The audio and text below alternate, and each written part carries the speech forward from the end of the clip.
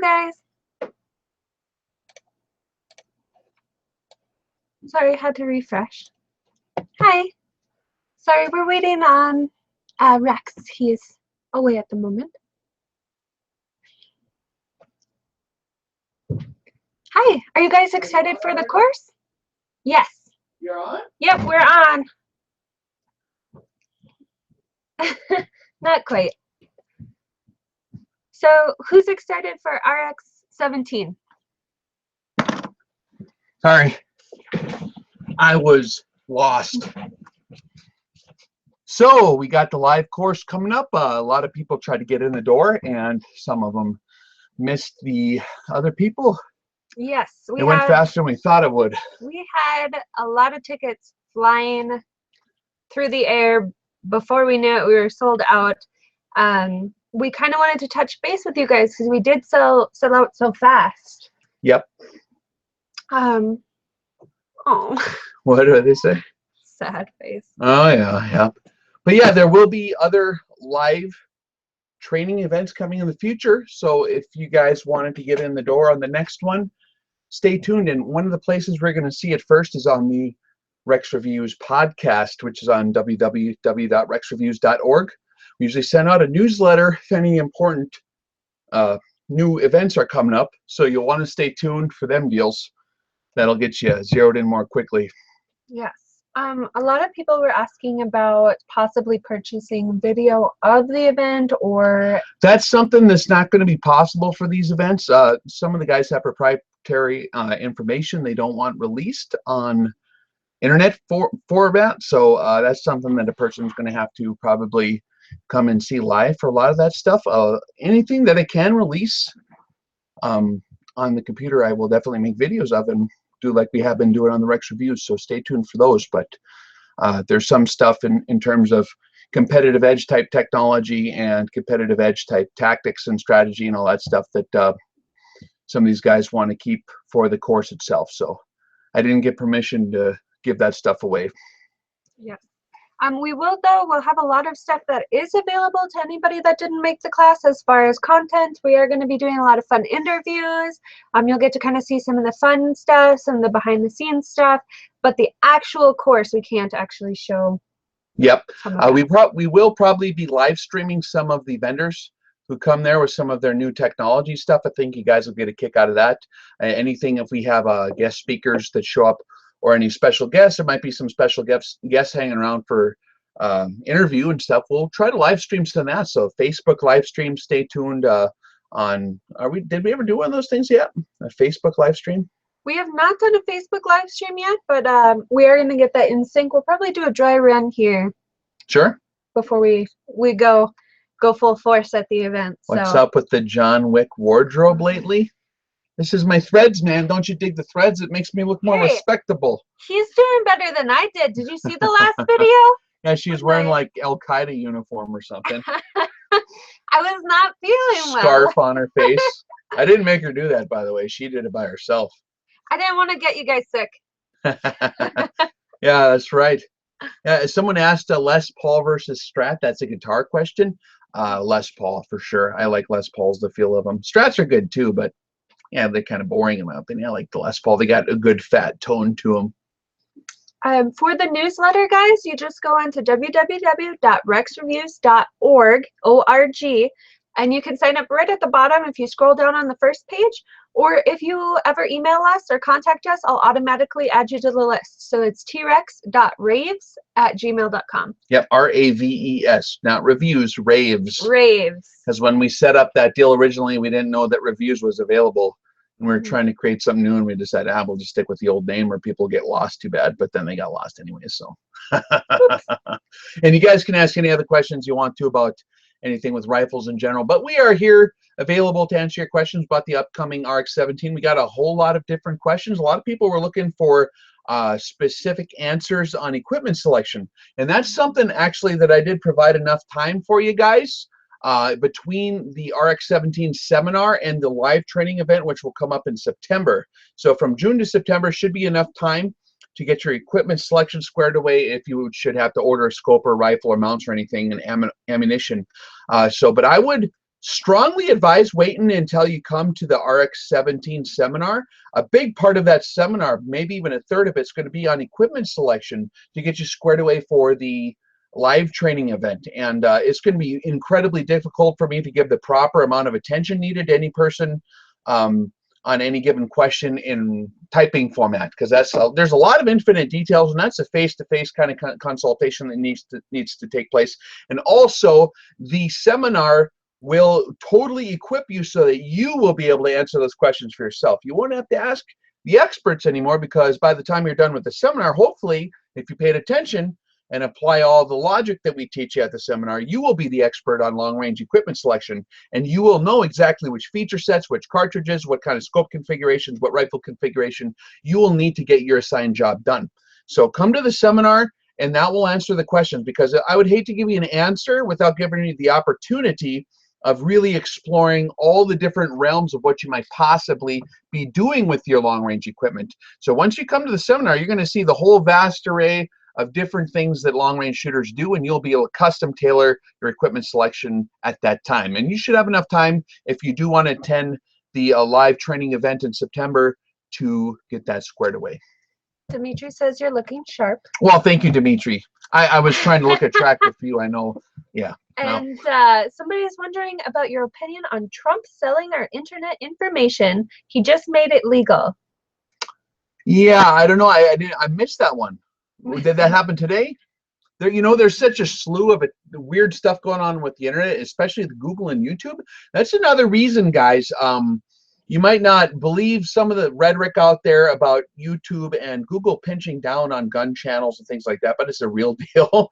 They, again, and I suppose they'll maybe get grouchy when I say this on this live stream, but one of the videos we had where is actually one of the gals shot a water bottle at 950 yards with a .338 Lapua Magnum, a video called, I think, Proof That Women Can Shoot or something. And they demonetized the video and were threatening to take it down. I got a letter from Google saying this was offensive content. So apparently Google is offended when women can shoot straight. So I thought that they'd be more supportive for women's sports in formerly men-dominated crafts, but I was mistaken. Now, I did challenge that deal and we got it fixed. But that being said, I would encourage you guys, if you're not on the www.rexreviews.org, get on there and sign up for the newsletter. That's how we're going to maintain communication whenever all this business does go down with the censorship, because it will come, I guarantee it. Even if Trump is good, and I can't even guarantee he will be good, the pendulum's going to swing the other way eventually, and whether it's 4 years from now, 8 years from now, whatever, and it's going to be clamped down time again. So hopefully we get the subscribers transferred over to the format that we actually own, so that we can maintain communications and uploads and podcasts and continue the education on long-range precision rifle and have more freedom of speech on that format. And it's free. It's $0. So just sign up for that deal, and you can participate. There's forums and stuff there. rexreviews.org. And that's where we do all our announcing when we do our live courses announcements. And the first people in the door for RX17 were the podcast listeners, because I insisted that we did that like a day or two early on the podcast show, the announcement, so that those guys would get their foot in the door, because that's the most hardcore guys kind of gravitate towards that deal. So if you missed out on that, try to get in the door on there. That'll be very helpful. All right, just waving at all the people saying hi. Question, a lot of people were wondering in the future where they can expect us to go as far as traveling for RX17 type training. RX17 is a experimental course at this point. We plan to do more similar courses in the future. This one is a very wide variety of subjects we have planned to cover. We're going to attempt to make newbies and experienced shooters into either long-range shooters or really good long-range shooters. So we're going to cover a wide array of stuff in RX17, but that being said, future venues are on the table. We're open for input on that. If you guys want to arrange something in your area, or if you think you'd have a really good following out there, keep us posted on that. And you can put that in the commentaries on the RX17 videos, on the commentary on this video, and then you can rate it with thumbs up or thumbs down or whatever on potential venues where you'd like us to go, because we are open ears for that. and we'll come to wherever people want to learn it. But we got to make sure that we're able to fill it up. Apparently, Texas has enough people to fill up stuff like that. There's a lot of long-range shooter enthusiasts in Texas. Texas is very much old school in those regards, so I thought that was a good first place to start, and there's a big population in the area we started. But yeah, keep us posted on where you like them to be. So tough question. Mm-hmm. So a few people are concerned with our location. Mm-hmm. Can we talk a little bit about why we chose Bass Pro? Oh, well, there's a lot of different venues that we could potentially go to. This particular one is at the Bass Pro Shops. We wanted, and I kind of left this up to Mr. Paul McCoy, who's familiar with that area, and he chose Bass Pro Shops due to its proximity to the Dallas-Fort Worth Airport. You guys don't want to get lost in the big city there, especially people coming from out of town. So it's like within 5 minutes of the airport, super easy to get to. That's why we chose that venue for convenience sake. Next time we're going to maybe try to find a bigger venue so we can get more people in. I feel really bad that we only had 80 spots available. I didn't know if that would fill up quick or slow or what, but it filled in very quick. So hopefully on the next one, if we get that rolling, God willing, we will have a bigger venue. If we can find a venue that would suit more people, that would be awesome. Yeah, absolutely. And a reminder too, to those of you who did manage to get tickets to this event, you do have first grabs at our next event. So that's kind of a bonus that you get with getting in. But don't be too worried if you didn't make it to this one, because you can still come to the next event. You don't have to take the precursor course, but there was added benefits if you did. So. Yep. And also this course is going to be a prerequisite course to get into the other classes that may or may not come in the future. If we do more advanced long-range shooting classes where we get into more specialized areas, and I don't know, we'll have to see what the demand is for those. This is going to be a prerequisite course that I would really, really want you guys to take. And we might actually make it mandatory for those other ones, because we got to have people up to a certain skill level before we move on too far and too crazy with some of these skills. So RX17 is going to get you to be a proficient, solid, long-range shooter. So when you see these events come out in the future, you probably want to jump on them if you do plan on wanting to take the other classes. And they will all build on each other, but to make sure everyone's on the same page with equipment and all the bare minimum skills to be awesome, out to like 1,000 yards for most of your cartridges. We're going to cover all that in RX17 and the future courses that are going to be in this similar series, the RX series of courses. So I have a comment just to think about, and then I have an actual question somebody asked. Something that Primary Arms mentioned is that a class in Vegas would be huge. I've had quite a few people write in about Vegas. Okay, we'll keep that in mind. That's actually a good idea. I think there's a lot of places to shoot out there. I'm sure that Dimitri could help line us up with a place, maybe a venue or a place to shoot even for the live course. But Vegas might be, and it's cheap to fly there too. I never thought about that. Yeah. Most places, you know, Vegas tries to get you in there so you can do gambling and all that business. So there's a lot of airplanes that fly in and out of there. So that's a good idea. Maybe that'll be one of our next ones on the radar. Who knows? But it's going to be a little ways down the road till we make those decisions. We're going to see how this one rolls first, see what kind of pace, and see how a guy's health can put up with that whole situation too. So it's contingent on my health. So if you guys want to get all into all this stuff while I'm still doing training or whatever before I drop dead one day, which ain't going to be anytime soon, I'm okay, guys. But I do recommend doing that and taking advantage of it, because life is one of them deals that you never know what's around the corner. So hopefully we can see you guys sooner than later. That'd be great. We had a question about for positions where you'd have an advantage as a handicapped person. Do you know of anything that would be helpful for somebody that, you know, either can't walk or they struggle for shooting positions? Yes. That's a great question. I think, you know, Uncle Ted, actually, Ted Nugent, hosts a lot of veterans, wounded vets and stuff when he takes them up to his ranch there. And they equip wheelchairs and stuff like that with some pretty cool apparatuses. So there's proprietary equipment that can be designed, and that would be a cool video, you know, figuring out how to get them guys set up, you know, because a lot of guys roll that way, you know, and that's totally cool. And I think Nuge had him firing precision rifles. Even the guy was like paralyzed almost all the way, and they had a deal rigged up where he could control the rifle and shoot again. And it was kind of a heart-touching story, you know, but you know, some guys miss shooting after they get all wasted, you know. So that's a rough deal. But that's something I can look more into. Unfortunately, I never gave it much thought to think about how to accommodate those deals. But actually, that's something Paul McCoy might be good at too, because PRS precision shooters, they fire from a lot of weird positions, like through ladders and all this kind of business. So we can maybe, I mean, I know there's a lot of these competition guys running around with these like tactical pillow setups, like that go on your chest or something. So there's potential deals where you can use artificial support mechanisms that are semi-comfortable and handy that you can shoot from a wheelchair from potentially. So yeah, we can always help out on that for the fundamentals and kind of just brainstorm on that. That'd be an interesting topic of discussion. So we had a question about swag. Are we going to have swag at RX17? Swag? It's our swag bag, our t-shirts, our hats. Well, you'll have to come and see. We're going to have a little bit of stuff there. Mostly it's going to be informational stuff, guys. The solid gold is going to be you guys walking away proficient long-range shooters with a solid understanding of what's truly important.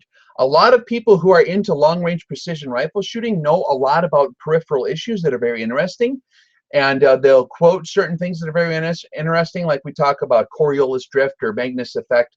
All kinds of things like this are interesting. But what makes a successful long-range shooter very, very proficient in real life is having the proper balance of priorities and understanding how things are interrelated in a way that can be made to be field expedient. And that's the trick, is streamlining all that stuff.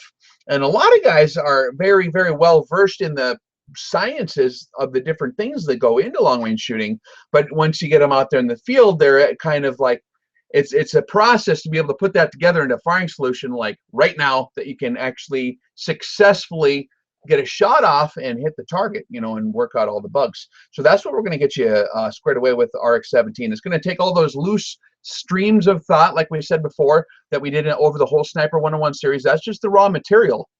We're going to take all that stuff and tie it together and weave it together into a usable fabric that will be a foundation for you guys to actually shoot. And then, so this is like Sniper 201, if you want to use that terminology. I hate the terminology of Sniper 101. It was supposed to be like Long Range Precision 101, but the title's too long, so we had to abbreviate it a little bit. And it's still the foundation of that fieldcraft anyways, is the shooting part. Obviously, there's other things they do, but so this is the 201 portion of the series, which is where we in person walk you through how to prioritize all this stuff. 301 will be the shooting course. And then 401 will be you shooting that IBAX at 934 meters in the Karakora mountain range with one shot straight through the heart. That'll be the 401 part of the series. And that's where we want to get you to. So that's when you graduate. Woo! Oh, yeah. We should always have a graduation. Send me a picture of your graduation with your IBAX you shot at 1,000. Oh, we do have a lot of people asking, and this question has been asked before, can they get a hard copy of Sniper 101? That's going to be logistically impossible for my end. I would burn up my computer with, I mean, just copying one copy. I've done that for a couple close friends that I've known for a lot of years who are like off the grid. And that almost, I mean, like that's 96 hours of HD video. That's not logistically possible without major equipment. So if you guys want to independently download it onto your computers, I don't know what YouTube's rules are, but you can do that, and I won't be mad. Just do not re-upload it, please. That deal would not be cool. But if you want to use it for your own personal deal, that's for educational purposes. It's on YouTube for free for a reason. So if you guys want to take that and put it on your computer, that's great. Please do. Although it does help us more if you actually click on it on the computer, because that's how we generate our measly little income, is to have you guys click on the videos, because then it racks up the view count, and you know, maybe I'll get 3 more pennies at the end of the day from that kind of deal. Hi from Norway. I saw that. Good to see you guys. I'd hope to come up there someday and visit you. If you ever get a long-range shooting event going on up there, let me know. Or if you want to schedule one even, I'd be willing to. We're willing to travel for these deals too. If you guys are abroad in a Commonwealth country or a decent country like Norway, we'll definitely be more than willing to go and check that out. And we'll have to do that on a case-by-case basis on exactly. We'll have to do interviews and vet you guys before we do that, obviously. But yeah. There was somebody asking about how many people it would take us to get to Alaska. And let me tell you guys, Alaska's been on my agenda for a long time, so if it comes up, I'll be pushing. Yeah, right. If you guys do want to get something organized, contact us on rexreviews. What is this called? www.rexreviews.org. Go on there to the That's our contact website. us. Yeah, contact us and say inquiry for training Alaska, and we can get in contact with you. I prefer to do some of that stuff on the phone because it's way easier than the texting and the typing. Then we can just have a quick conversation and cover 900 times more ground. But yeah, we can definitely line something up in Alaska too, if that's something you guys want to do. We'd have to hammer out the logistics probably in person on that deal. New Zealand, that's, we might be in your vicinity there, guys. Top secret information I'm not supposed to reveal yet, but we'll be in that hemisphere. Melbourne area, possibly sometime in the future, not sure. That's dependent on how much enthusiasm is generated down there on their end. So we'll see how that goes. I know it's not, it's still far from where you're at in New Zealand, quite a long distance, but it's going to be a cheaper plane ride than flying way the hell up here. So yes. How about Wyoming? Yeah. We could go anywhere, guys. Yep. Contact us or leave it in the commentary, and then if we get a consensus of opinion where people think they would have an easier time getting to, that's definitely something. So to make a long story short on where we're going to be, that is still in the works. Get in contact with us, and if we can line up enough enthusiasm for an area and have enough time to do it and get there and the proper venue, then we will try to line it up for you, because we want to make this available to other people. I feel really bad after the announcement of RX17 that so many people got stopped at the door. They got clogged shut. So we'll make sure that we'll get around to more folks too.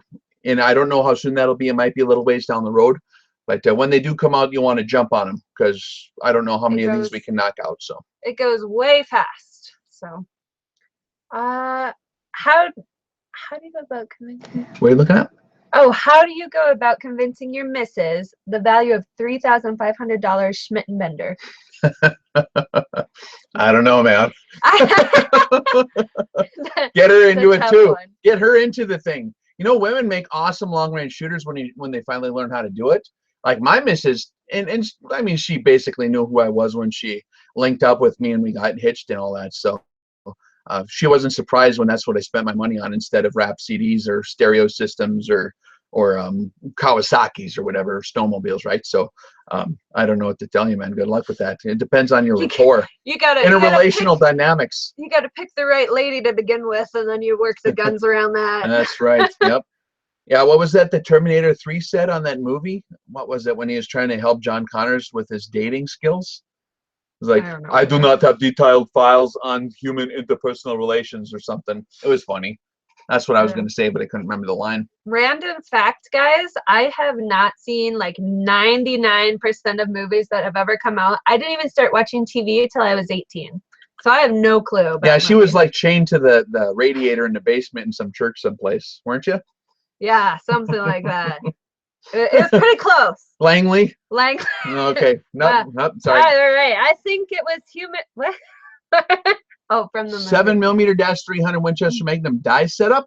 Yeah, that's cool because you just buy the die. I got an CBS die, and you just run it through the sizing die. Your 300 Winchester Magnum brass. You just lube it up with good lube, run it through there, and then you got 7mm-300. Pretty simple. There's other ways of doing that. Mr. George Banky's been experimenting with that cartridge for a long time. Mirage ULR. If you go on his website at mirageulr.com, he can visit with you at length about all the different ways of accomplishing that. But the most expedient way for myself, who doesn't have a lot of patience, just ram it through the die, your 300 Winchester Magnum brass, and it turns it into that 7mm-300 Magnum. Accommodations. A couple people actually did ask about that. This specific question is asking about if RVs will be allowed to park there. That's something you probably have to call the business. I think there's pretty good parking. Oh, RVs? Yeah, they're talking about accommodation. Dallas is a spread out town. I'd imagine you wouldn't have an impossible time finding some place to park that thing. It's not like it's downtown New York City. And if you look on the Google Maps, I don't remember. I don't think I've ever been to that particular store, but it looks like there's a lot of parking, and that's something you want to call the store on to verify. Yep. Yeah, I'm sure if you called that store or even places in the area. Somewhere within driving range, I'm sure you'll find something. Yep. Yeah. Also, people were asking about hotels in the area. Is there one hooked to the shop even? Yeah, there's one. There's some higher dollar hotels because it's right within the vicinity of the airport. We leave that totally to your discretion because with the advent of the internet, you guys can shop for whatever venue turns your crank. If you want something close, like I picked something relatively close, it's a little more money, but I just want the convenience. So I went with that. Some people are going to want to save much money as possible and not be scared of driving a little bit farther or catching a cab or something. So that's totally up to you guys.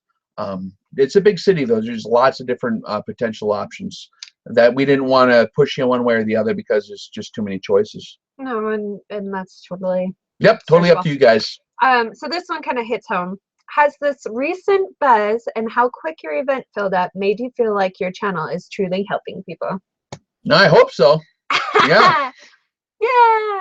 Yeah. We're doing the right thing.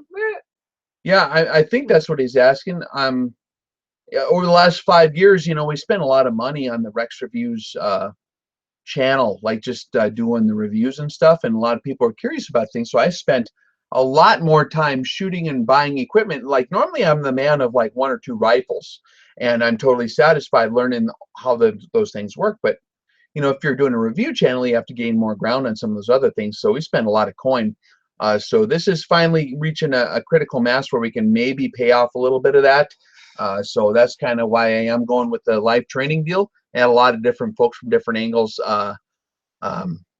talk to me about that and saying that, and there's also a shortage too of high quality tier 1 civilian level or civilian available training on this level for long range precision shooting. There are other long range precision shooting courses out there, but in what I would like to see people walk away with, I couldn't really find anything like that. And not to say the other ones are bad. I think that they cover things very well in their little fields of expertise that they do. I want to do more of a all-encompassing deal that really builds the whole thing up from the foundations up.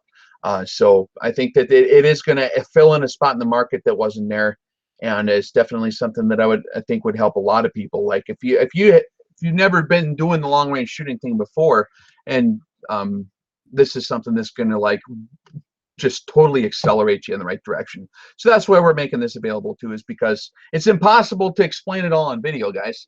I mean, I can do a million videos for free, and it's just until you get there in person.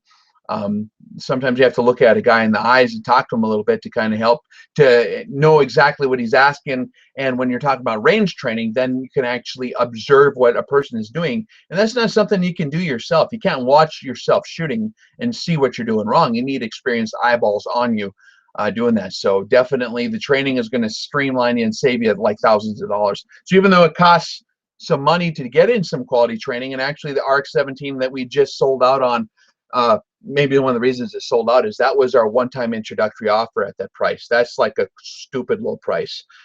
Everyone told me I was nuts for doing it, and I actually get in trouble a little bit from people for doing it for so low. But I insisted, with everyone on the channel who's been so cool for such a long period of time, that we would make it at least available one time at a real super reasonable thank you kind of a price deal. So that's what that is. But even at the normal prices, the courses are going to be, it's going to save you a lot of money horsing around trying to learn how to do that stuff just by trial and error.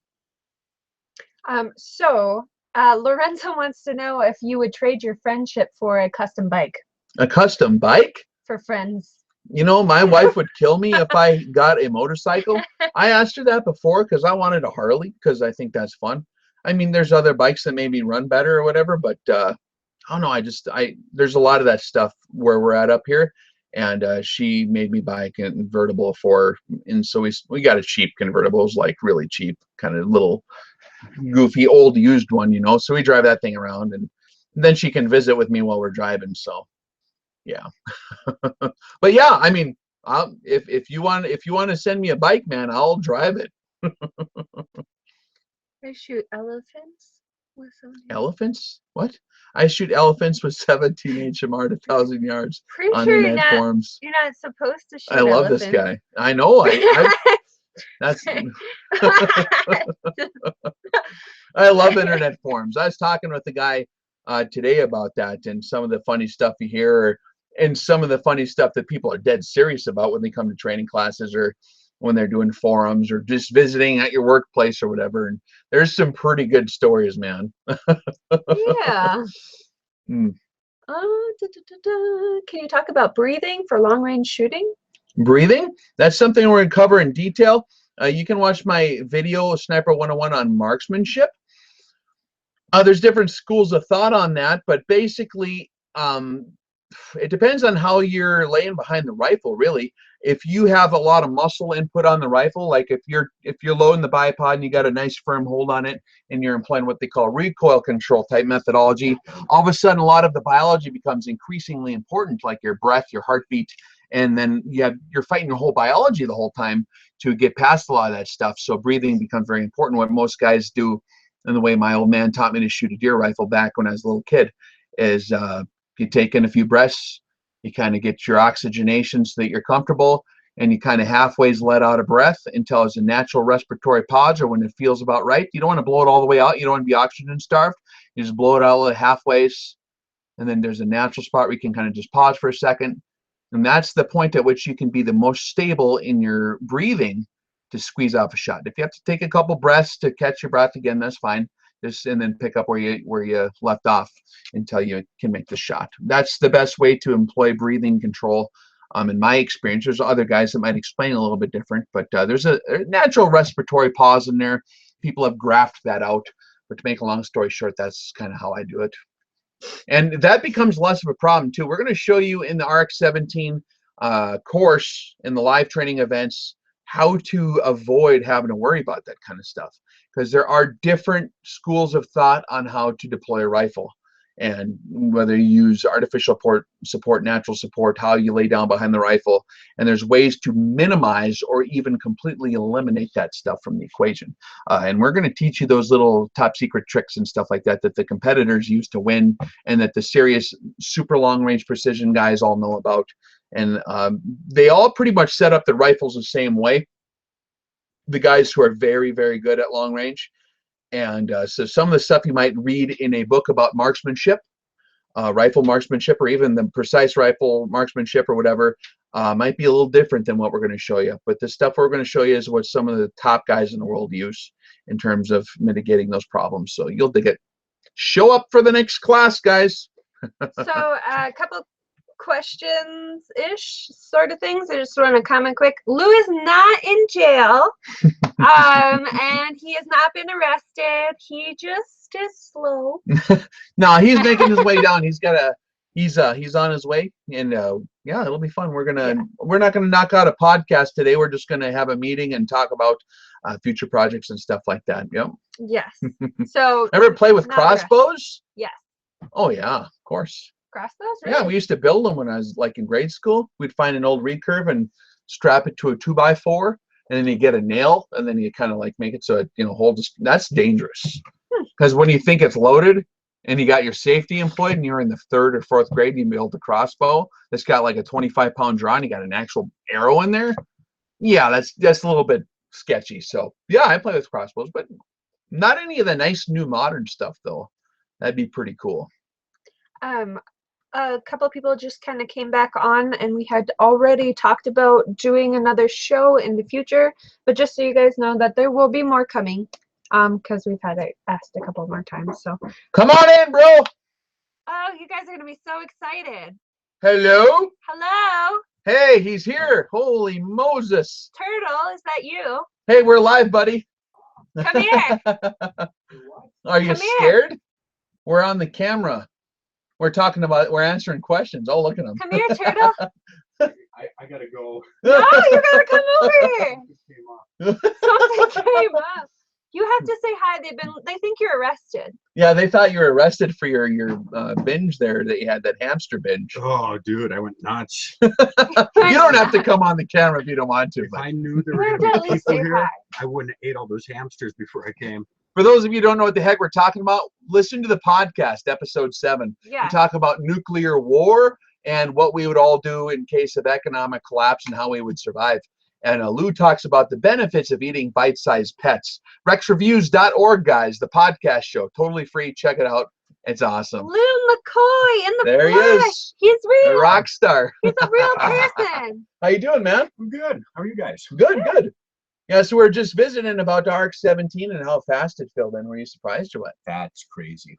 Yeah, I was surprised actually too. I'm still blown away. Yeah, so it's exciting. We're really excited to meet a lot of you guys, and I did recognize a lot of the names on that list too, from years back on the YouTube channel. A lot of guys who apparently were using their real names halfways on the YouTube channel, or have been emailing me from back in the days when I used to answer my emails. I'm sorry about that, guys. I just got overwhelmed. But so it's going to be neat to finally meet a lot of you in person, and vice versa, I'm sure. So we'll have a lot of opportunity, hopefully, to hang out and get to visit a little bit in between all this stuff and hammer out questions or whatever. So it'll be cool. Got some more questions on there? We do. Hey, there's the Jesus guy in there. I like that guy. Yeah. I also like Jesus too. Yep, he's like the man. Hi, Turtle. Also, for those guys who like that whole business, if you go on the Rex Reviews podcast, we have the Rock and Roll Bible Study, which is like church for normal people that want to be normal people. And I mean, you know, we're like normal guys, aren't we? Yeah. Yeah, we're pretty looking laid for back. answers. Yeah, we're just looking for answers. We're not like holy and stuff. We're just like, we're the guys that know we need someone like that Jesus guy. So we're just trying to figure out the universe. You're a little holy though. You got credentials, don't I'm you? holy. Yeah, they should see that. They should Holy. see me when that camera's not on right there. Just brr, crazy guy down here, all crazy. But no, that's fun. You guys are like the podcast. I'm telling you, you got to sign up to that deal and get the newsletters, or just go poke around on there and find the episodes. It's on SoundCloud and iTunes, but the links to all this stuff and the descriptions of all the different fun shows. And we have way too much fun, man. We laugh about, I mean, it's crazy. We're talking about flying saucers the last time, or a couple times ago. That was an awesome one. The secret of the Greys revealed. So if you want to get into the Rex's conspiracy theories portion, you got to check it out. The fun stuff is on the podcast. And every podcast does start off with a huge questions and answers. On long-range shooting, we do reloading questions, rifle cartridge selection, scope questions, up to anything my true opinion that I give on rifle scopes and different brand names. I'm not going to give that out on YouTube because I'm too scared. So you'll have to go to the podcast to see that, where I don't show my face on that deal. But no, I give the true opinion on a lot of that stuff on the podcast show, and it's in a lot more detail, a lot more depth, very good quality audio. And we got Mr. McCoy, the rock star, back here, who helps us out with that deal. He's kind of a host in the show, and then Casey Knight kind of answer questions and whatever. So it's a good time. You guys dig it. Primer questions. What primer question? I got a new Schmidt & Metter PM2 PF4 reticle mounted. It was surprised to find out it got a canted reticle. A canted reticle. Do I do a dry tracking test against the level? You know, a lot of guys use these scope levels, and I never like to use the scope levels. If you go to a gun store, they'll have a rifle scope mounted on your rifle, right? And they'll put this little like machining level on the turret cap, and then they'll put one on the receiver of the rifle, and then they'll make sure it's level together. The problem is that stuff ain't level, usually. In my experience, have hardly ever found stuff that is level, especially when you're talking about even the machining on the receiver ain't level. Your eyeball, and if you got a discerning eyeball, in my experience, is more level than trying to use them stupid levels. That's just my opinion. And a lot of the experts I know, like they get these guns home or whatever, these rifles, and they had it leveled, and it's like way off. So I don't know if maybe your scope reticle is crooked in there, but I would check that deal.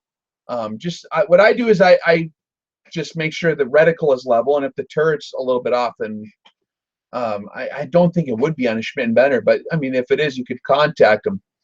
They did have some issues, and if you go on the podcast show, we talk about the issues with Schmidt & Benner for the last 3 or 4 years.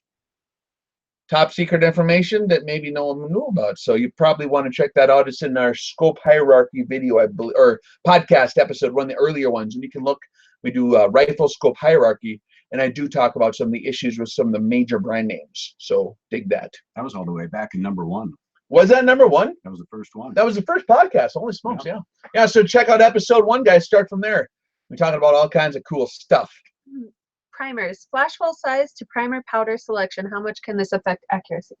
Yes, primers. Well, primer pocket consistency is important. If you got a primer that's really loose on one and the next one is super tight, that's going to be horrible. So you want, when you're priming your cases, you use a hand priming tool is what I recommend. One without a lot of leverage. You don't want to use the big lever, the big, you know, the reloading machine or whatever. You want to just do the little hand priming devices so you can feel it. And if you feel like one of them primers just boom goes right in there, take that case and set it to the side. That's your blasted pile. That's your warming up and dirty in the barrel pile of ammo. And then throw that case out because then you got something expanded in there. Primer pocket consistency is huge. Most primers are pretty good. I like CCI for the consistency. I use Federal primers for my big Magnum cases because they a little hotter burn on them, it seems like, and they light the powder a little better. But and then what was the other question? Primer? Primer powder selection. Yeah, powder selection. I mean, all that stuff's important. But we talked in the last podcast episode, if you haven't heard of the podcast by now, we talked to Mr. Paul McCoy, who builds precision rifles, and he explains why some rifles exhibit huge sensitivities towards reloading and ammunition selection. So if you're experiencing problems where a rifle won't shoot with like one kind of powder, but it will shoot a different one, something ain't square on the rifle. You got some kind of harmonic anomaly or there's a lot of issues that can potentially happen there. We hammer that out in detail on episode 11, maybe, of the podcast. Whichever one we interview Mr. Paul McCoy on, check that out. No relation to Lou McCoy here. That's just my stage name. That's just stage name. Yeah, From we all dancing, right? we might all have Dancing. stage names. It's possible. Who knows how that works? Flash hole size? Yeah, you know, when it comes, I'm not like OCD on cases, believe it or not. If I can get half-minute accuracy and good, decent consistency with my velocity, I'm happy. But I do pay a lot of attention. I uniform all my primer pockets, especially on crappy brass. In flash hole uniforming, I do all that stuff. So I do run tools to that to make sure it's consistent, and it does actually make a big difference. Like on my 243s, I went from like 3/4 minute to like all touching, just by fixing the primer hole problems. So that does make a difference on factory ammo. What's your opinion on V-block bedding versus fully bedding action? Okay, V-block is nice. Now what they're talking about is when you have the rifle action situated into a chassis or a rifle stock, right? You got like a round action, for example, and then you got a channel it's got to sit in, right? So the bedding is how it sits in there, right? Well, if you've got a V-block, you've got a V-shaped deal. So when this circle hits the V, it's like perfectly touching on both sides. So a lot of guys like that because you get a firm contact that's consistent in one spot on that circle. Now there's a certain amount of deformation of the steel that occurs when you tighten down the bolts. It'll squish just a little bit. So you do need to give it a little bit of a break-in period. You want to make sure all your action screws are tight, and you want to kind of let it hammer in there a few rounds, like maybe a couple boxes of shells, before you decide that your bedding has fully situated itself. That being said, the other method of bedding, it's good even on both of them to do a skim job anyways of bedding compound, and you can like the glass jobs or whatever, and especially in conjunction with the recoil lug, because stuff does slide around even in a chassis.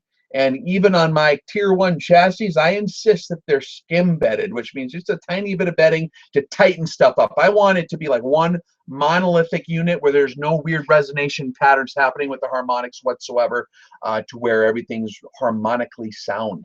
So V-block is probably a little better in my opinion. Ball mill is a little more challenging to get exactly right unless you really know what you're doing. But even then, some of the oval pattern beddings are good because it's kind of a hybrid between a V-block and a ball milled. But all that being said, whatever kind of bedding you're doing, take it to a guy and have him maybe glass bed it. Anyways, do a skim job. That'll reduce a lot of potential issues. Would a 209 primer launch a 177 pellet? I don't know what he's talking about. This just blows my mind, all the people watching. How many people are on here right now? 187. Yeah, yeah, live right now. Yep. Wow. Yeah, and they usually get pretty good views after a little while, you know, after people go on there. But it's good to have the opportunity to talk to these guys. It's just crazy. Technology. Yeah, I know, that's crazy. It's like it's like Star Trek telephone. Yeah. We're all sitting here like talking to real dudes, like Skype mode on the interwebs from all over the whole planet, probably. There's a Norway guy out here. That guy says he's from Brazil. Brazil? Oh, I wonder if I know that guy. Where is he? Don't know, but he said CBC Megtech. But Rex, what is your favorite dinosaur? My favorite Spinosaurus. I got a Spinosaurus tooth right over there. Wow. Want to see it? Why is it the Spinosaurus? Because he's spiny. Huh. Hold on. Which one is this? What's your favorite dinosaur? My favorite dinosaur? Yeah. Pterodactyl. I'm pretty Ooh, much that a was fan. mine. That was mine. The pterodactyl? The flying one. Yeah, it's flying. It's I like a know what badass. the pterodactyl is. Yeah, but it's like a Gosh. real life dragon. See that? Spinosaurus tooth, authentic from Morocco. Actually not a replica. This is not like a fake deal. This was in the mouth of an actual Spinosaurus that bit on other dinosaurs, probably. Pretty cool, huh? Or the Lickalotopus, as the one guy No, says for there. God's sakes. He just can't edit himself. Yeah. He can't That's right. This is restrain live. himself. I can't take all this out. Yeah, if we ever had Oh, like boy. an outtakes on the podcast, it'd be hilarious.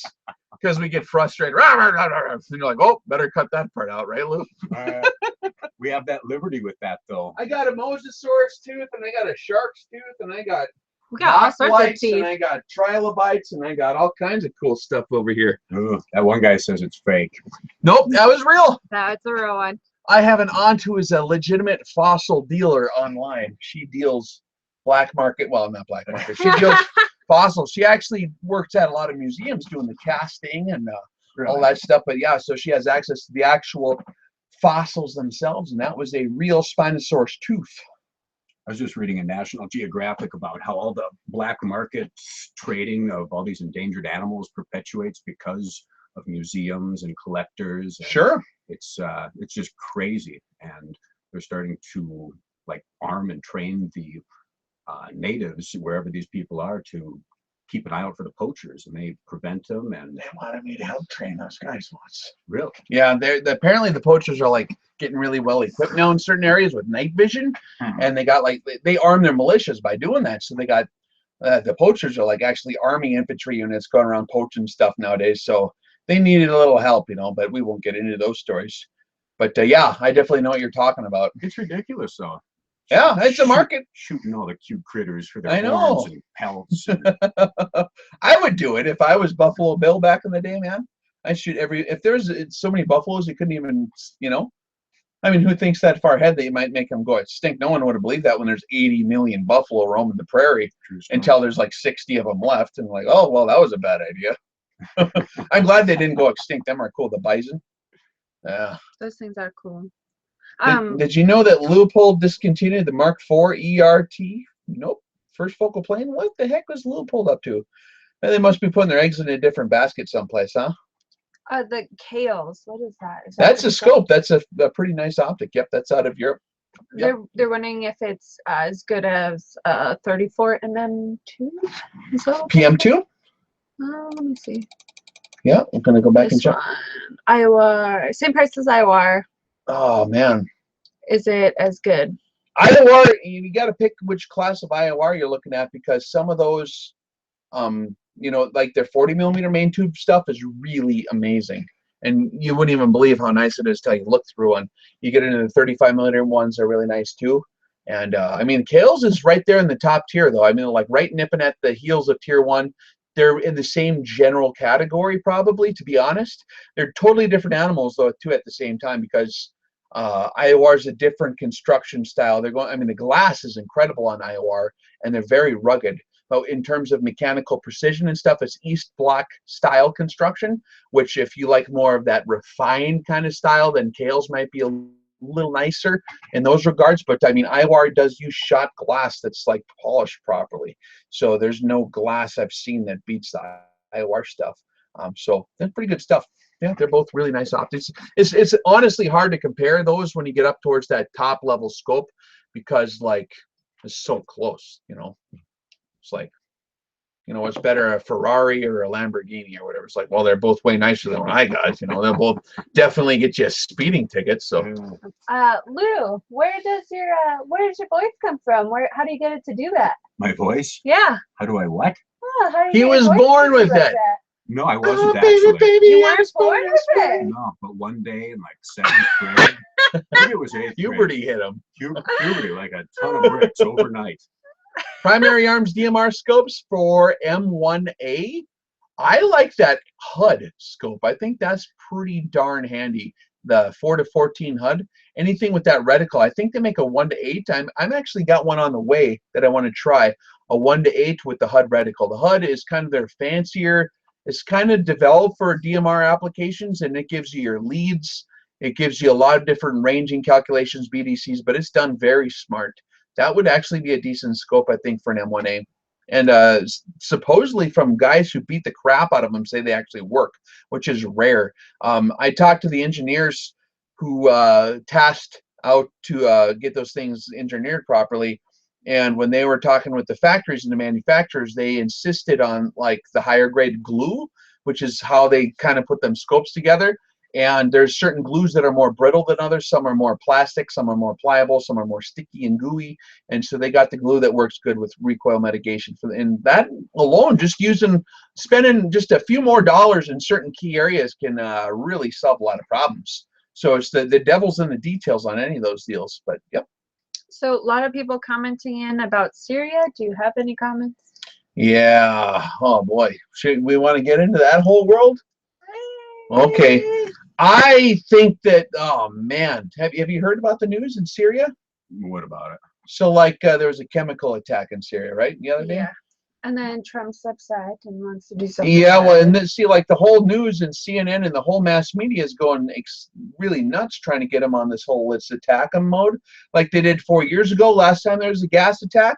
Problem is, 4 years ago, when everyone was so excited about this gas attack and everyone was wagging their tail to go invade Syria, they found out like a few days later that there was actually some El Nusra guys, and they uploaded videos of themselves, like setting up the mortars that were made by NATO countries that had gas. And so it was an operation to set up Assad.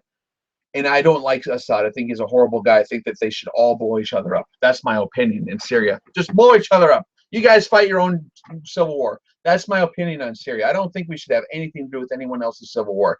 And anytime we start getting involved in other people's civil wars, we take ownership of it. And then when it don't go good, then it's our fault. See? So it's not, and then if you do even do the right thing, they didn't get to go through the process of learning how to fight for stuff that they need.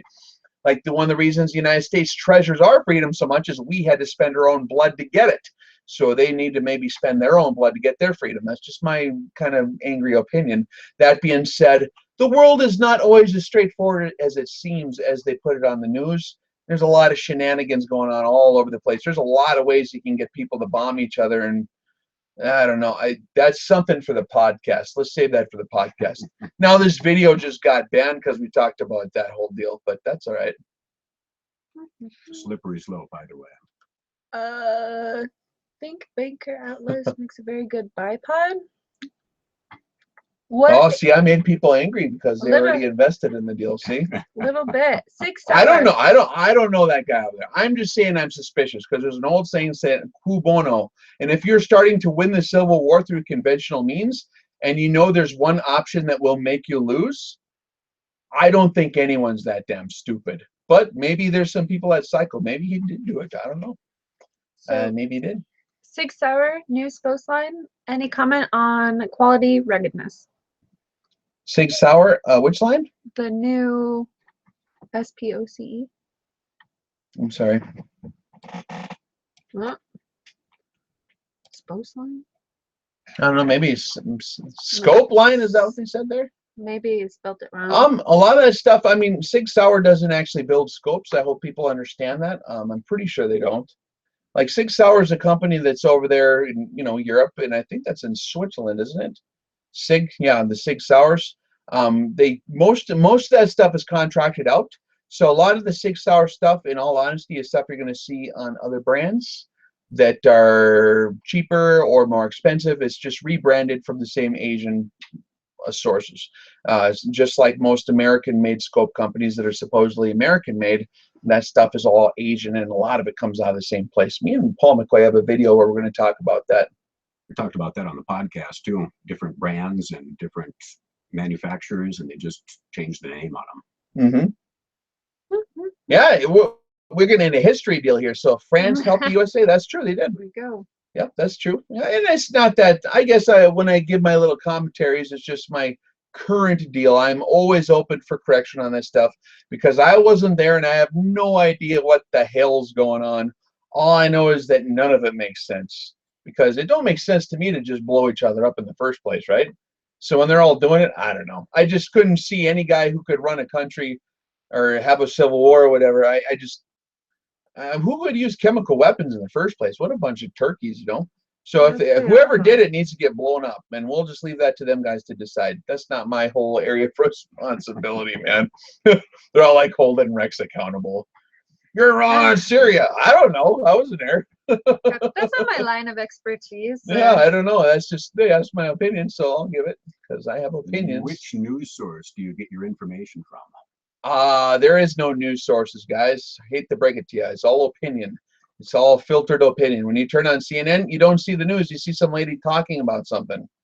That ain't the news. The news would be like camera footage of something happening. Then you get to decide. Yeah, that's tough. Like the news that you will see is like C-SPAN, where they're like, nowadays where there's cameras pointed at everything all the time, there's no need for people to sit there and tell you what the camera's doing. Just like, instead of saying what Trump did, they should just show what he said. And then people can make that decision for themselves because he said it right on camera usually, you know what I mean?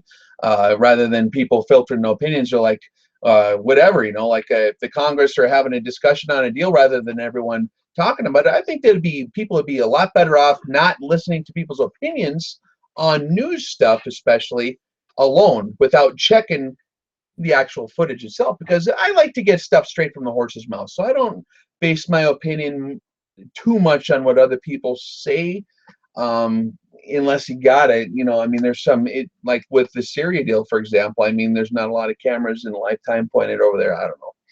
No. It's a mess. That's where that like undercover journalists come in and yeah. things like that. Somebody did ask where to ask questions. If we have a place to ask questions for like religious questions, anything like that, you can ask whatever you want here. Sure. But we do have the forums available if you do want more of like a broad, everybody commenting in, question-based, conversational area. On our website, www.rexreviews.org. If you go over to our forums, you can build a profile. You cannot build a profile, but you can ask your questions on there. Mm-hmm. There is a place for it. There is a place, and it's on our website. Yeah, but if you guys want to ask any of that stuff here too, hey, we're talking about everything now, so yeah, it's not just RX17. You guys open the door wide open. Open a can of worms, and we are good to go. And let me say, when I'm talking about some of this stuff, man, I don't know. I have no idea. That's just my opinion currently based on highly limited information, because sometimes the only information available is trying to read between the lines on 8 different sources, all with a huge agenda paid for by various guys that you don't know who they are. So when I see that, it's like, well, I don't know. Could be the Queen's aliens doing it. The Queen's aliens did the gas attack, okay? That's what was really behind it. I don't know. Yeah, we'll go with that. That's probably going to get me in less trouble. There's one guy keeps asking a couple times I've seen, how do you approach a preacher about Easter? About Easter, yeah. Oh, boy. That's a good one. Because you've got a whole video and a whole rant about Easter. Oh, you're not going to tell these guys about those ancient videos, are you, Lou? Oh, man. The old videos, the old Rex reviews? If you dig really deep in your channel, you don't even have to dig that deep. Yeah, my first videos had nothing to do with firearms. I had an opinion back in the old days about that stuff. If you feel like the good Lord is pressing you to confront a preacher on the huge, giant systematic malfunctions of some of this ancient stuff that is in there, yeah, that's good luck with that deal. That's 2,000 years of tradition in the Christian philosophy, not to mention another 2,000 before that too, when it comes from Ishtar. So if you study the history of that deal, they haven't been able to get rid of that whole deal for 4,000 years, and it even made it into Christianity. So I don't know. I guess I would just have a friendly conversation. That's usually the best way to go. Ask him his opinion, and then he'll ask you, well, why did you ask that? And then he can say, well, I heard this. What do you think of this? And then tell it to him like you're asking a question, and he will maybe think about it better. Confrontation usually isn't a good method of correction, especially when people are so easily butthurt nowadays and get so bent out of shape if you disagree with them on any deal. So sometimes asking questions is the best way to make a statement. Sorry, I was actually talking to somebody about this yesterday, and so I just want your guys' opinions. So I had said that you know, somebody had said, I'm just blunt. And I was like, well, you're not blunt, you're rude. There's a difference between honest and straightforward and being attacking another person. That's where it draws the line. So for me, this whole generation has gotten so hypersensitive. Yes. We're not even allowed to talk anymore. I agree with that. See, that was their comeback, was like, well, no, everybody's just so sensitive, they get their feelings hurt. No, I don't know. I think it's 50-50, because there's a point now where people don't care about anybody else, and they're just going to be blunt, and they're going to be rude and attack that person, and then just say, oh, quit crying. Yeah. I'm just a blunt person. And then the vice versa, you have those people where you can say, I don't like your hair, and they're going to cry. And they're going to think about it for years. Sounds fun, man. And they're well, I'll tell you what, in general, I think that there's a knee-jerk reaction lately to all the political correctness for like the whole last generation that just got beat down for like, you know, like 20 years straight on like you're not allowed to say anything. And now that it's like maybe we are allowed to say something, people are just going way overboard on being like very opinionated. So that's just yeah. So it's just like is the pendulum swung the other way? That's all that's going on. And I don't care if people are blunt or not blunt. I mean, and people could be whatever they want, and I know who I am. So I just sit here and I love everybody, even if they don't love me. That's fine. A lovey dinosaur. Yeah, I'm a lover, not a fighter. Well, no, well, that's not exactly true, but I would like to be a lover more than a fighter. Thoughts on straight jacket barrels? Straight jacket barrels?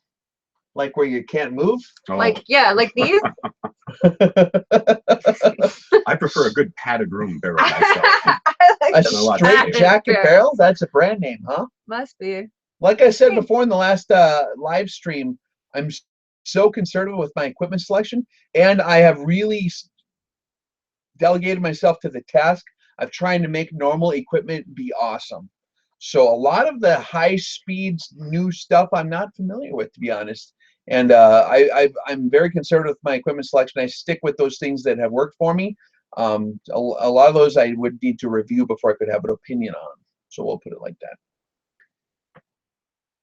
I'm in my second straight jacket. Second straight jacket? I don't know. We'll have to look that up. Yep. Yeah. Are you rooting for Le Pen to win the election in France? You'll have to forgive me, I'm not following that election. I'm not going to get into France's politics. Oh. I already got into the other question that was a minefield, so I'll just let you guys talk about that one. We'll talk about that on the podcast. I don't even like getting into American politics. This is such a minefield. People put their identity into whatever political party they attach themselves to.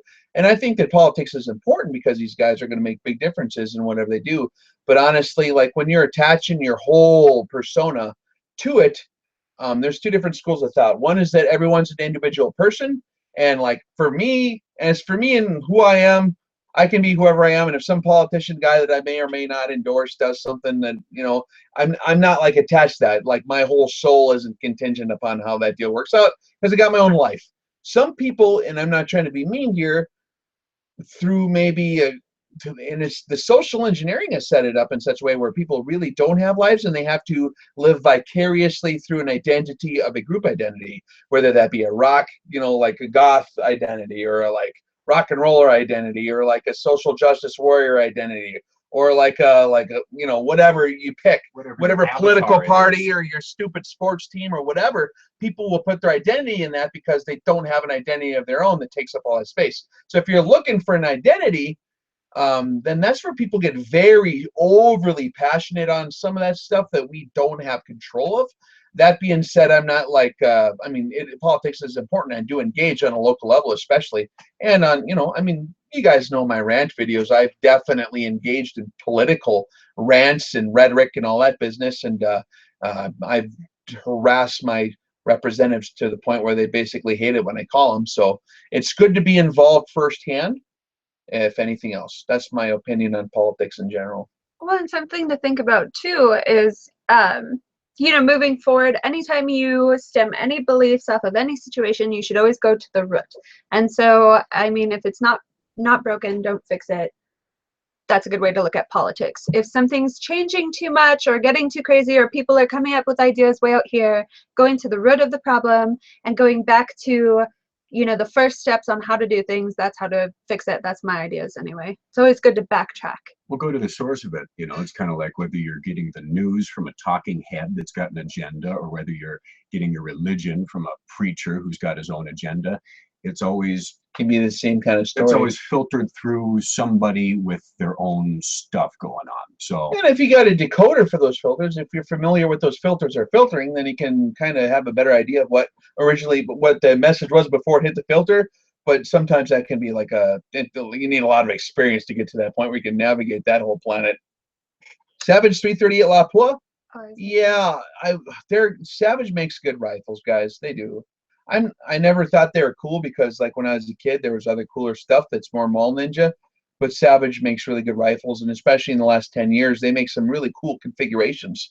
So their BA rifles are good. You want to be careful with what brass you choose. We talk about that question in the podcast in greater detail, so check that out. You were actually a little upset when Mr. McCoy, the gunsmith, told you that Savage was his favorite budget rifle. Yeah, well, his suggested one to buy over the counter if you're forced to buy an over the counter rifle that's low dollar and is going to be the safest purchase, you know, for the money. Savage is a very good way to go. Tika is good. Howa is good. A lot of those companies do make good products, but Savage is probably one of the biggest, most mainstream ones that does a good job. So, biblical question that I'm actually curious too. Adam and Eve, incest. You mean Adam and Eve? Well, they were married, right? Yeah. You mean their kids, or? Yeah, because their kids have kids, and then the kids have kids. Incest was a command that wasn't noted until much later in time in the scriptures there. So if you go with there's two different schools of thought. One's that it's an allegory and a metaphor, just telling a basic summary of the way the world works in general and the idea that God created man. That's what a lot of people roll with. So if that's the deal, then you don't need to worry about that because it's just a metaphor story.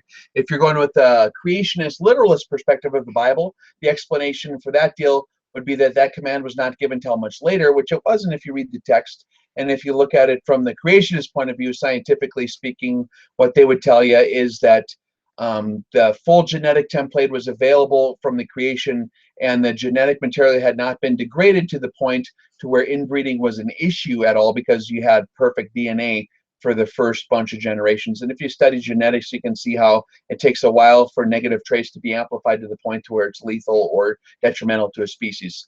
So that being said, the first generations of kids were marrying each other. So the sisters and brothers were all getting married, and then after you had a couple generations, then they could marry cousins. Then pretty soon they're not even cousins anymore, you know, to any measurable degree.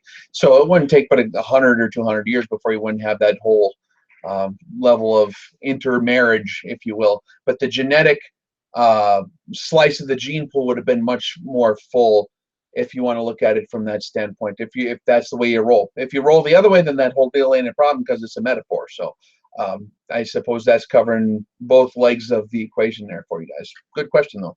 Can heat affect your grouping as far Heat? as shoot? Sure. Shooting? There's a lot of things that happen with heat and rifles as far as grouping. One big thing that people don't realize is ammunition temperature will affect your muzzle velocity. As your ammo gets hot, it'll affect your muzzle velocity. As you heat up your barrel and you keep shooting, you put a new round in that chamber. That round's now heating up to your hot barrel. And when your round heats up, your powder is heating up, brings it closer to its activation energy, which means that it's easier to light off, so that when the primer goes off, it lights off quicker. You have a higher, more quick pressure curve, boom, faster velocity. So warmer ammo shoots faster. So that will, a change in velocity will cause you to impact differently because you're exiting the barrel at a different spot in that harmonic node because the exit time is different. So that'll cause your group to disperse more if you have inconsistent velocities. Also, one of the deals too is people talk about barrel warp. That's something that's written about a lot. In reality, unless you get a horrible barrel warp is not going to have a discernible impact on group size. A lot of that was misattributed, in my opinion, due to a lot of other factors like ammo temperature, muzzle velocity variation. So that's some of the big things you need to be aware of when you're talking about heat affecting your groups. I'm just curious.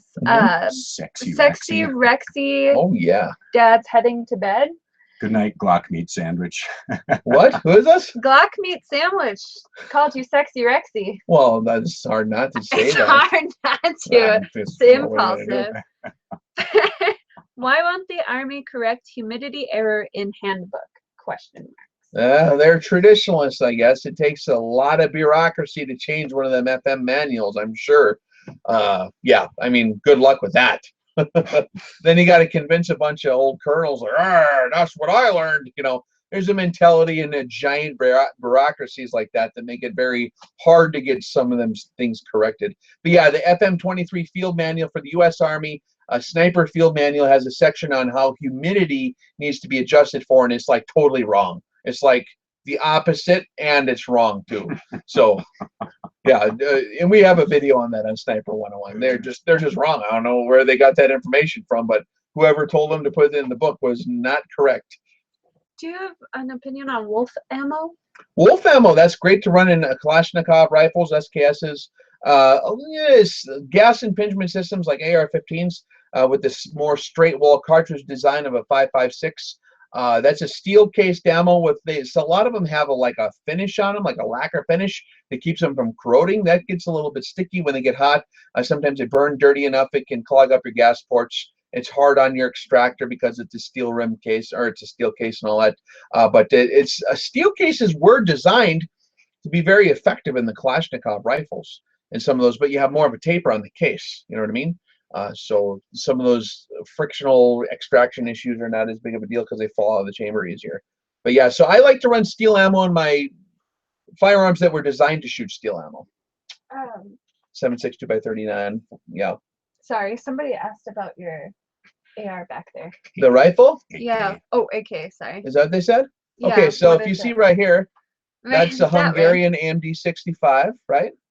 Okay.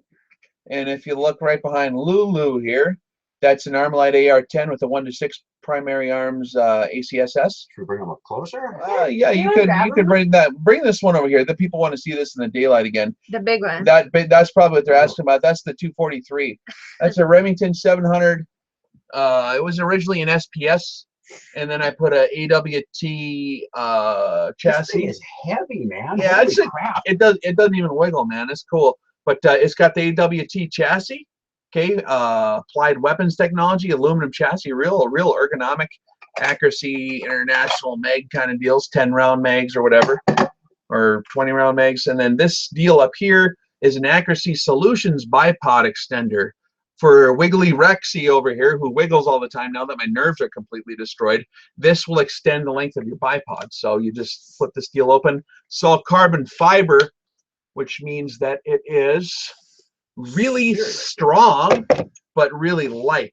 So that thing is, you don't even know it's on the rifle because it's so lightweight. I mean, the rifle is just heavy by itself, but this increases your length of your bipod to back here, so you have to move the back end a lot more to get a little bit more adjustment in the crosshairs. This very much steadies your shooting position and mechanically enhances your artificial support. We'll put it like that. So it's actually like a cheating device that I like to use when I don't want to have to struggle with my wiggly nerves. So it's kind of a, I wouldn't say a crutch. It's actually a very smart design. That's pretty sexy. Yeah. Who makes that? Accuracy Solutions, I believe. Cool. Yep. And they're pretty cool outfit, but it folds up pretty compact. And then you got a detachable, you know, it's just got a sorry guys, you can see here. Somebody wants to know what's on your lens cover. Yeah, what's That's the fast detached bipod deal. So you got like a Weaver rail deal up here, see? So then you can take that off. And actually, I just got the quick detach mounts for this deal. So you can unsnap it. It attaches on the Weaver rail right here. So you got like the quick detach mounts or whatever, and she comes right off. But this is like, if you do a lot of prairie dog shooting or extreme long range shooting, this is handy kit to have. And you can, it's lightweight, you can just throw it in your kit, you know. And then if you need like help on the artificial support, you just clamp it on there real quick. Oh, on this, that's just my windage on the scope cap there, see? So when I flip this up, I'm looking at it, and now I can see my wind hold offs for different temperature ranges, so that I don't have to look for it, or if I forget because I'm scared, then I know what to do. Would something like that work on hamsters? Yes, this thing is quite the rodent destroyer if you want to get violent on rodents. Yep. A couple people asking about varmint hunting and why you don't do more of it. I used to, well, The novelty wore off for me, guys. I killed everything that moved for a huge portion of my life. Okay, like it was bad. It was just I'm a bad person. We'll put it like that. But I had changed. I like when I hit like mid-20s, I said, you know what?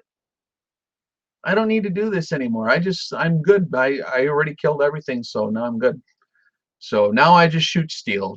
And sometimes I mean if I want to eat a deer, I'll shoot him right in the face, right in the eyeball. The last deer I shot was right in the nostril. I don't know if he was peeking around the bush, and I don't like him to even know they got hit.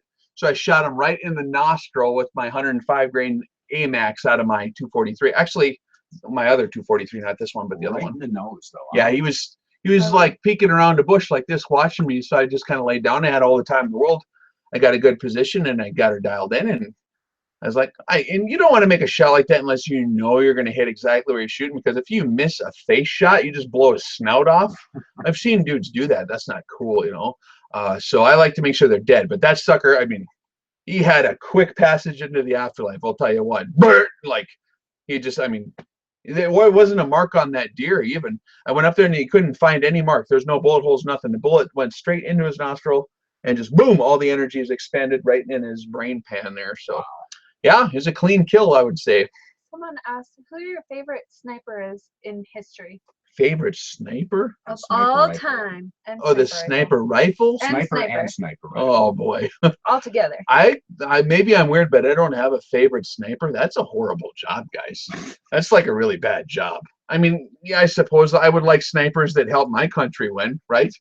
So Carlos Hathcock, he wrote the book on modern sniper tactics. I think that guy was he was cool. He was in the competition shooting world, and he really refined a lot of that business, and wrote the field manual on all the sniper fieldcraft business. And he was the first guy to apply fire in the classic sniper method that is used all over today. And then my favorite rifle? I don't know, man. I like the Arctic Warfare Super Magnum that England uses. I think that's cool. And the 338, that's a really cool rifle. They're not like super accurate. I mean, they're plenty accurate. They're like a good rifle, but they're very rugged. And like when you're in the blizzard type stuff, they don't hang up. They're real reliable.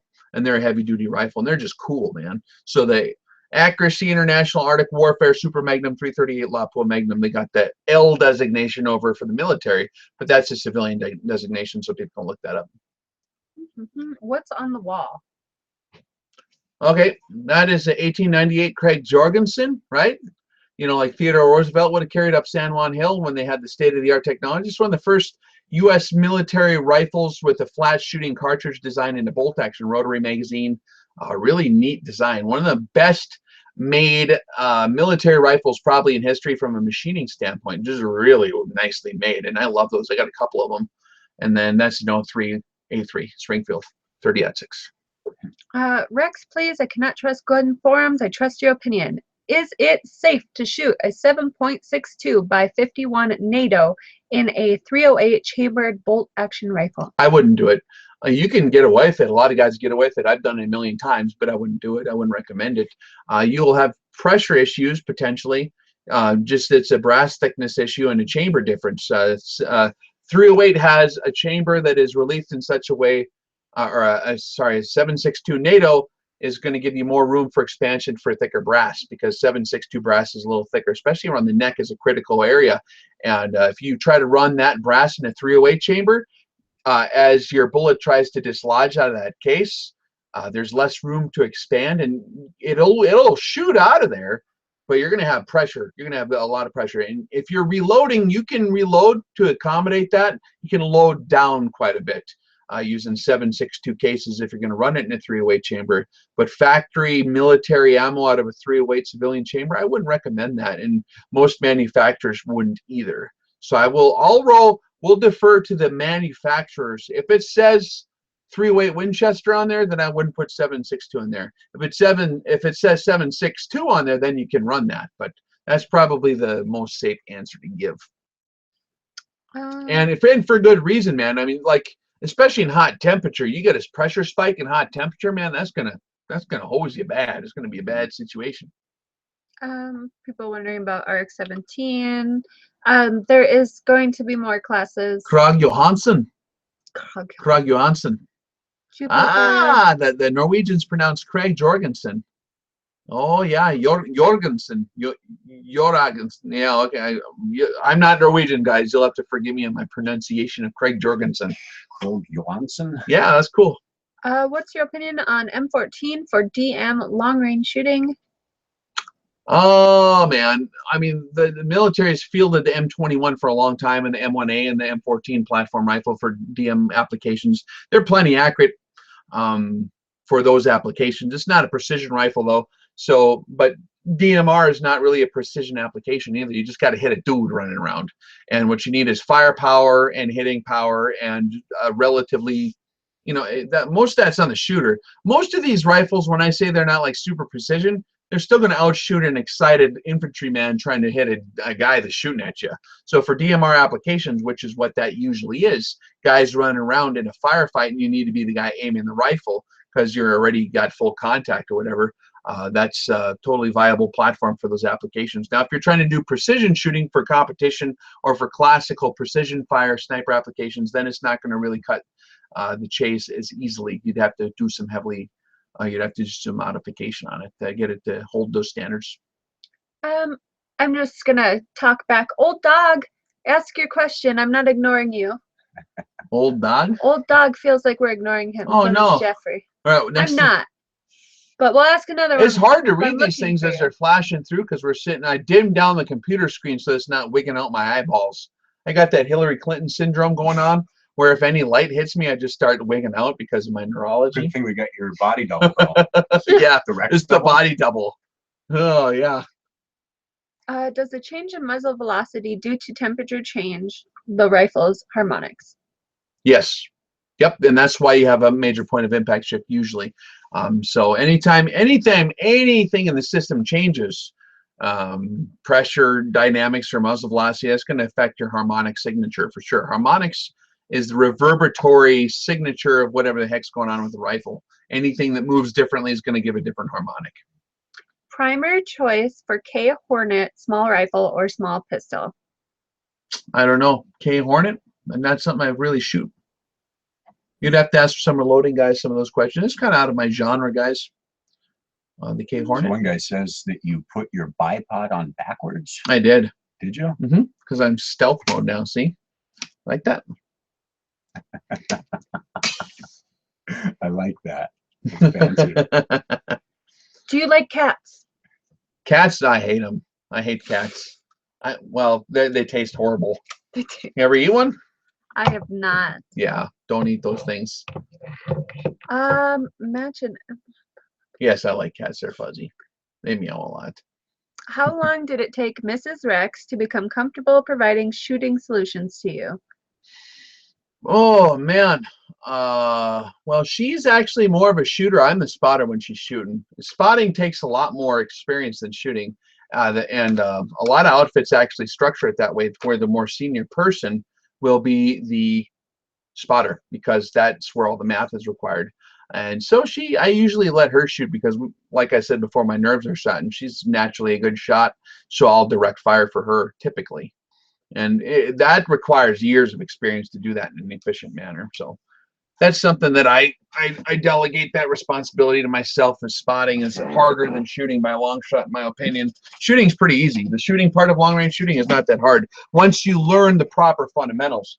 But all the other strategy and stuff involved in spotting and knowing where the bullet's going, identifying bullet trace, and reading bullet splash and all that business, that's what's tricky because people think they know where the round is hitting and they usually don't. We had a good video on that. Me and Lou sit down and talk about spotting the trace and identifying different kinds of bullet splash as towards the end of the Sniper 101 series. You guys definitely want to watch those. We also did a really good fictional video that illustrates the dynamics of the sniper spot. Oh yeah, maybe that's what they're asking about. Remember that one where we take out Big Red?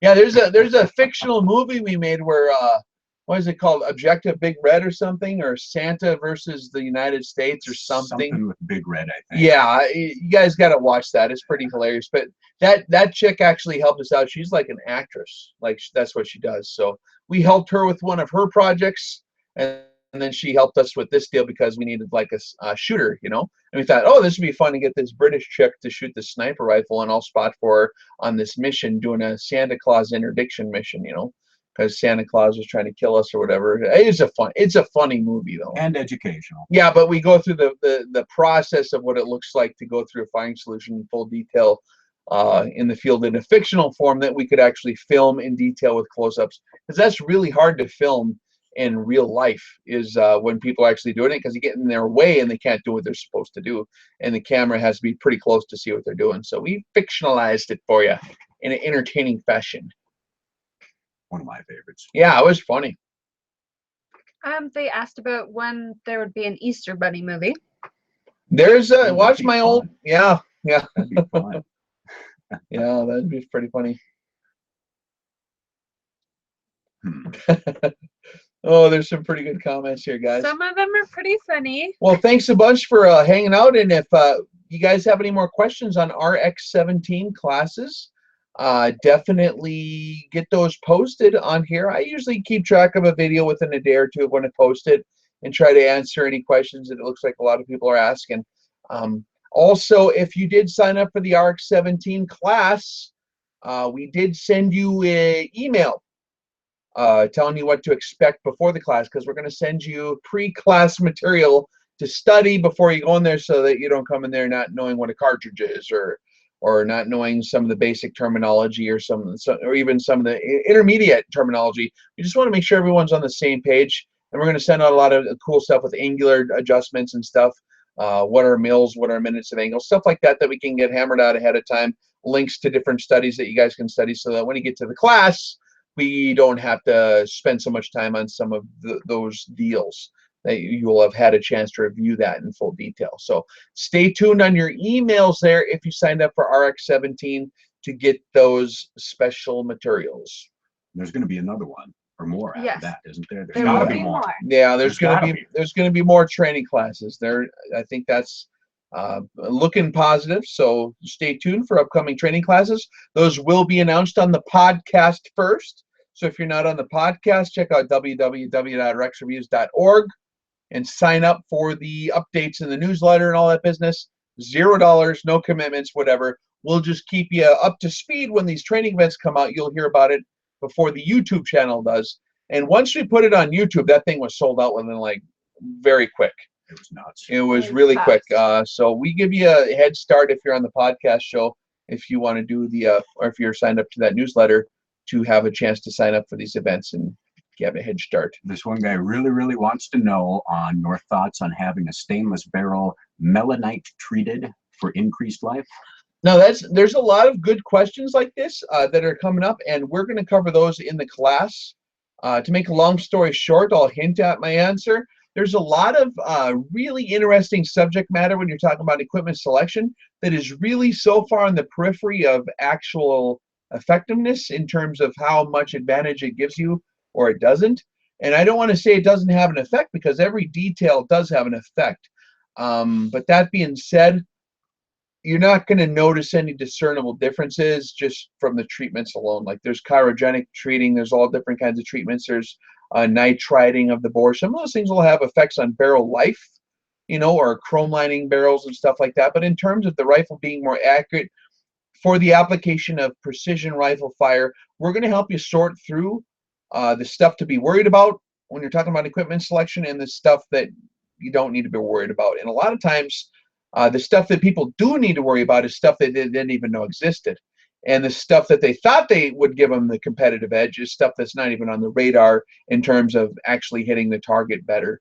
So that's one of those issues where, in my opinion, a good quality barrel that's cut right and is chambered correctly is going to be this important.